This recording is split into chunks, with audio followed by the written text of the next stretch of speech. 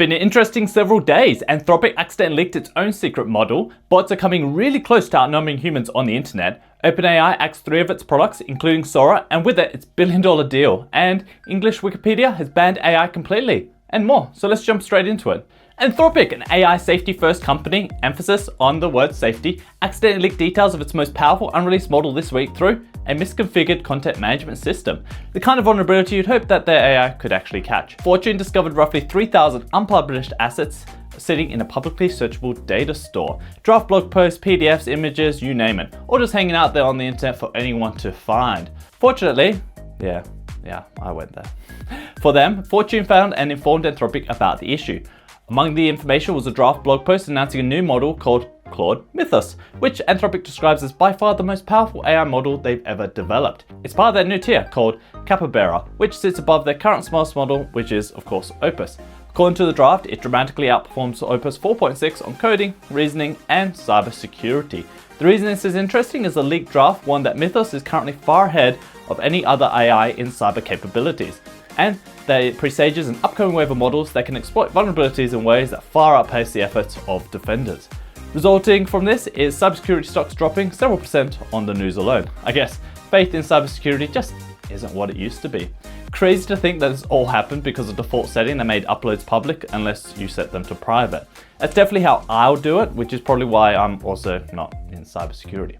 If only they had, some kind of superior AI that could flag and fix this kind of leak. Oh man, a man can dream. A man can dream. So remember the dead internet theory? The conspiracy theory that most of what you see online isn't actually made by humans? Turns out it's not a theory anymore. Human Security, a cybersecurity firm, not a philosophical statement, released their 2026 State of AI Traffic report this week, and they found automated traffic is now growing 8 times faster than human traffic on the internet.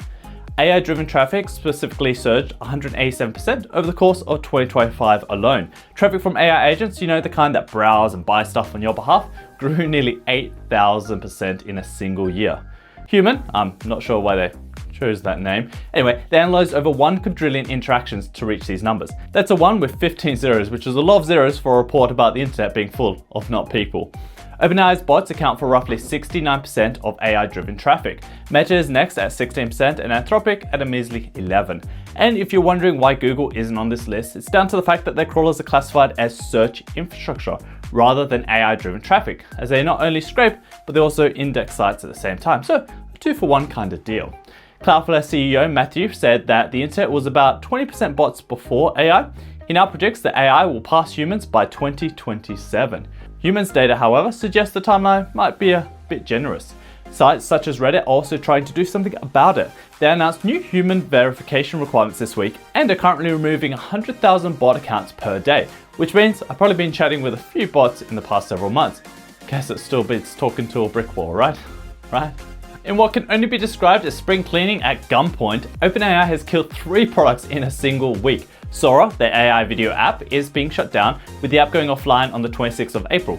Their shopping feature called Instant Checkout, I didn't know that existed, but anyway, that allowed you to buy directly in the chat, is also now gone. And their adult version of ChatGPT, well, that's currently shelved indefinitely. These 3 side quests down, and who knows how many more are to go. Sora's the one getting the most attention though. Launched in September last year, it hit 1 million downloads in just 5 days, and then people kind of just stopped using it. Downloads dropped something like 66% in their peak. Meanwhile, it was reported costing OpenAI $1 million a day to keep running. And the total revenue from all the in-app purchases for the entire life of Sora was only about $2.1 million. So the math on that is bad, very bad, like bad. Did I say bad? I think I said it was bad. This also kills the deal with Disney, their $1 billion partnership signed just 3 months ago, where Disney were going to invest in OpenAI and license characters from Marvel, Star Wars, Pixar, or for Sora. Disney's response was a chilling, "We respect their decision." I guess there wasn't much else they could say, as I don't think saying screw you OpenAI would, be on brand for them. As for the adult mode, advisors warned OpenAI they were building a sexy suicide coach. The age verification had a 12% failure rate, so wouldn't be able to reliably stop minors accessing sexual content or potentially emotional dependence. So really, it's less about that they wanted to shelve it and more that they didn't want any more lawsuits to come before they make a profit. All this so they can focus on their super app, which will be absolutely super from the sound of it. Essentially, a single app to rule them all by bundling all of their non-failed products into one.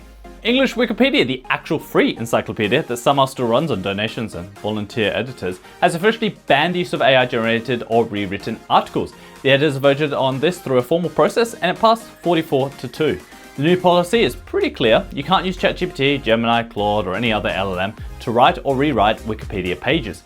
There are, however, two small exceptions. You can use AI to suggest basic edits to your own writing, or you can use it to help you translate articles from other languages. But in both cases, you have to review everything yourself and make sure the AI hasn't just added stuff, because it does that. So I don't know how I'll work with the translating, but problem for another day. The reason this matters is that Wikipedia is one of the biggest sources of training data for AI models. So you get this feedback loop where AI is trained on Wikipedia, then AI writes Wikipedia articles, the future of AI is then trained on those AI-generated articles, and the whole thing slowly collapses. The administrator who authored the policy called it a pushback against institutification, which is a real term that academics use now apparently. So feel free to call me Mr. Academic from now on. President Trump announced this week his new Tech Advisory Council, PCAST. It stands for the President's Council Advisors on Science and Technology to maintain global technical dominance. And for who made the list? You've got Zuckerberg from Meta, Jensen from Nvidia, Larry from Oracle, Sergey from Google, Lisa from AMD, and a few more for a total of 13 people. Fun fact, 9 of them are billionaires. What a coincidence. And if you're wondering just how many actual scientists there are on the Science and Technology Council, there's just one. John Martinez, a physics professor from UC Santa Barbara. He's going to need a lot of coffee for those meetings. This little fact didn't slip the Senator Warren, who rightfully said this board is usually made up of top scientists, but now anyone who's got money gets a seat at the table. But guess which billionaire and soon-to-be billionaire is not on that list? Elon Musk and Sam Altman. Both excluded. I'm not sure the reason. Maybe it was because Elon and the White House aren't exactly friends, or it could be the fact that they're both currently suing each other in federal court over OpenAI, so putting them in the same room might be a little bit awkward. Or maybe they thought 9 billionaires was enough. Oh, and on a completely unrelated note, Google, Meta, and Nvidia each donated $1 million to Trump's inauguration and helped fund the new White House ballroom. And now they are advisors on regulations that apply to their own companies. First recommendations are due in 90 days, and I'm sure it'll be totally very impartial. Apple's App Store is drowning in AI slop, or as you might call it, vibe coding. In 2025, developers submitted 557,000 new apps to Apple, 24% more than in 2024, and the highest number since 2026. Tools like Cursor, Replit, and Bolt have made it so that anyone with no coding experience can build and submit your app over a weekend. This is going to be a fun year for everyone, except if you're an actual developer or someone on the App Store review team. Sorry guys. What used to take 1 or 2 days is now taking weeks and sometimes even over a month. People are reporting submissions just sitting in waiting for review with no communication from Apple even after they've requested explicit reviews. Come on Apple. So if you're a legitimate developer with actual users waiting for bug fixes, good luck mate, good luck.